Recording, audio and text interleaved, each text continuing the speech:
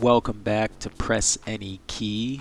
This channel is all dedicated to reviewing games, demos, and anything of the like to see whether or not they are worth your money or your time. Today we're going to be bringing you episode 1 of our Hour 1 review. Basically what we're going to do here is we're going to play through the first hour of a game, whether it be a demo, full game, and we're going to determine whether or not it's worth continuing, we should throw it in the dumpster, and never think about it again, or maybe we shelf it for a little while and come back until they make some changes.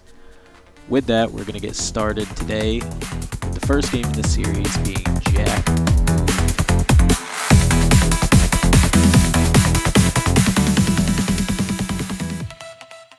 Made by developer So Romantic. It was released in 2022.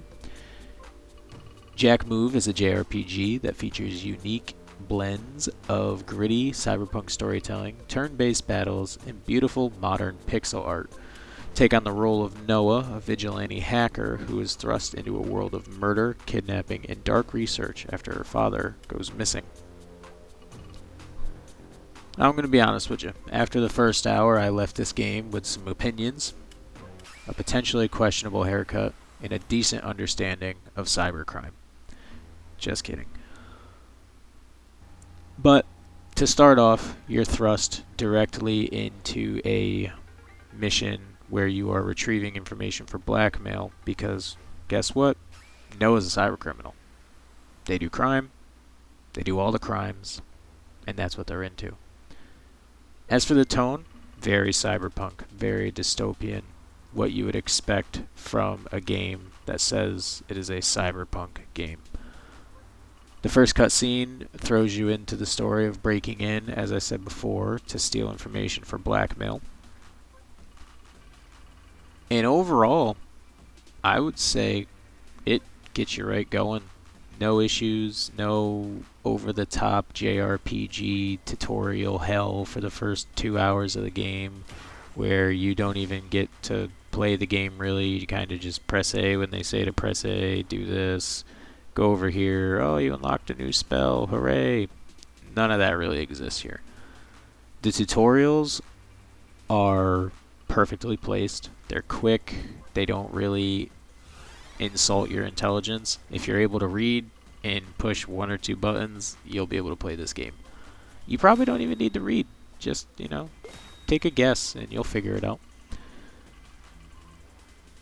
But yeah, the tutorials, they do exactly what you want them to. They're not over the top. They explain the combat mechanics. They explain the skill system. They explain your inventory management and how you add new skills, switch out skills when needed. Does everything you need it to do. Where I think the game shines in the first hour is the fact that you do quite a bit of combat. There's no, like I said before, no long-winded story elements, nothing crazy, but you get right in there and you get into the fighting, and the combat feels good. I mean, it's JRPG, so if you've ever played one of them, you know what you're getting yourself into. But overall, I would say if you took Golden Sun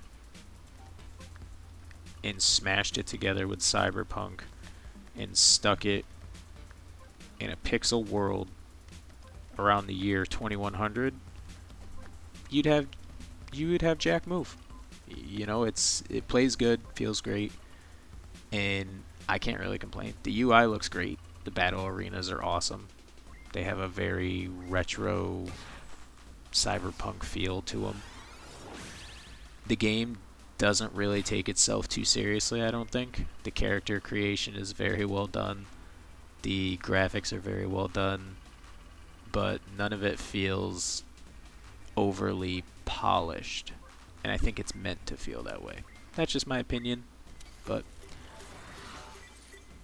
overall, combat system feels great. Menu movements, going through the inventory, everything feels like it's supposed to. The pacing of the game, at least in the first hour, feels very appropriate. It doesn't, like I say, it doesn't feel like you're slogging through just the princess got taken, you're the unlikely hero, blah blah blah blah blah, and then you're into the next step. It feels really good. And then as you continue to play through the story, you start to realize that underneath the goofy cyberpunk shell, there's a pretty decent story here, I think. You know, it has a little bit of that very obvious JRPG vibe to it. You know, big mega leader steals your dad, kidnaps him, wants to use him for their fancy experiments, for his powers, if you want to put it that way. But it doesn't feel forced. It feels very natural, and the game does enough of side humor, fun things to make you really feel like you're part of the world. The main character, Noah, has been phenomenal to play so far. She's not the typical heroine, she's not the typical damsel in distress. She's somewhere in the middle. She has a good sense of humor. She knows when she knows what she's there for. The side characters, your partner, Ryder, his story seems like it's going to develop very well. I'm interested to see where that goes. And then as for, the big baddie, the bad guys, they feel great. The game works off a rock, paper, scissors combat system. There's 3 different types from what I can gather from the first hour. Again, rock beats scissors, scissors beat paper, paper beats rock. That kind of ordeal. Not anything unique, but it works well. One of the mechanics that I think is really interesting is how you handle your skill management in the battle system. So they have something called a caching move, which is basically just defending, and that resets the turn order, so you get to basically do 2 actions. Where this comes into play is each area doesn't have a set enemy type from what I can tell. You basically just deal with whatever the game throws at you out of those 3 types that you'll be fighting. But they have something called an install feature. Now, because it's a Cyberpunk era game, there's a lot of computer techno lingo, blah blah blah blah blah.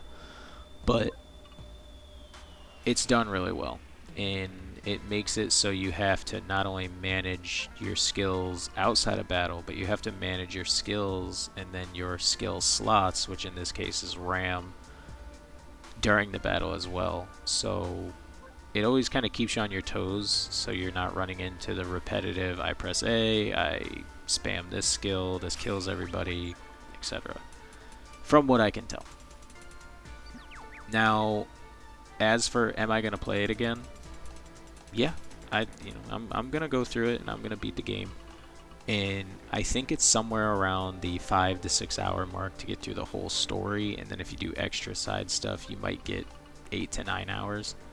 But I think this game, maybe not an underrated gem on Steam, but definitely something that a lot of people will miss. And I think, personally, if you've never played a JRPG before and you're worried about, getting into a 40-hour JRPG, I would say that this would be a good place to start. Especially if you're into the cyberpunk theme, this is going to be a really awesome start for you. You're not getting that long game, and you're in, you're out. I mean, you could beat this game in a couple of nights if you play for a few hours, And I think overall, great first step. I'm really glad I found it, and I'm excited to see what else the game has to offer. So with that, I'm going to close out the video.